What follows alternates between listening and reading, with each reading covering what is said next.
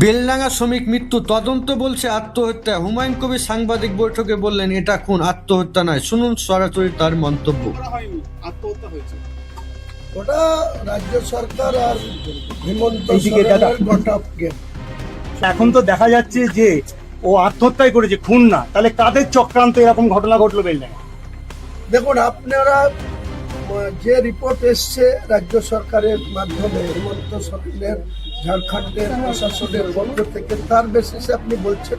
কিন্তু আমি বলছি তার বাবাকে, তার মাকে, তার 3 বছরের বাচ্চা মেয়েকে আমরা চিনি, জানি। আমি সেদিনকে ফিরে গিয়ে রাত্রি 9টায় তাদের বাড়ি গেছিলাম। হাজার হাজার লোকের সামনে তাদের বাড়িতে আমি দেখা করেছি।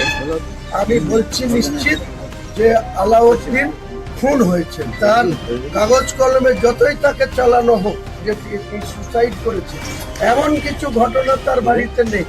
তার 2 ভাই, এক ভাই দুবাইয়ে থাকে, বড় ভাই, আর ও এখানে থাকে। ওর বাবা মা, ওর 3 বছরের বাচ্চা মেয়ে, ওর স্ত্রী, তার সংসার নিয়ে সে ওখানে হকারি করতে গেছিল। তাকে মেরে টাঙিয়ে দিয়ে আজকে এসব করা হয়েছে, রিপোর্ট চাওয়ানো হয়েছে। যখন দেখছে বেলডাঙ্গা উত্থাল, 7 ঘন্টা অবরোধ, তখন কেন 4 দিন 5 দিন 7 দিন পরে পোস্টমর্টম রিপোর্ট দেখাচ্ছে? তাহলে সেই দিন কেন দেখালো না?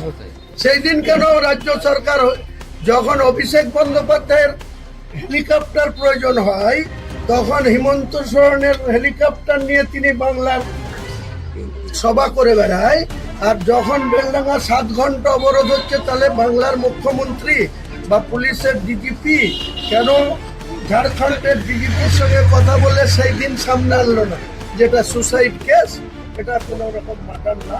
তাহলে তো এত কিছু ঘটতো না। এসব আমরা বুঝি। তাহলে কেন করলো?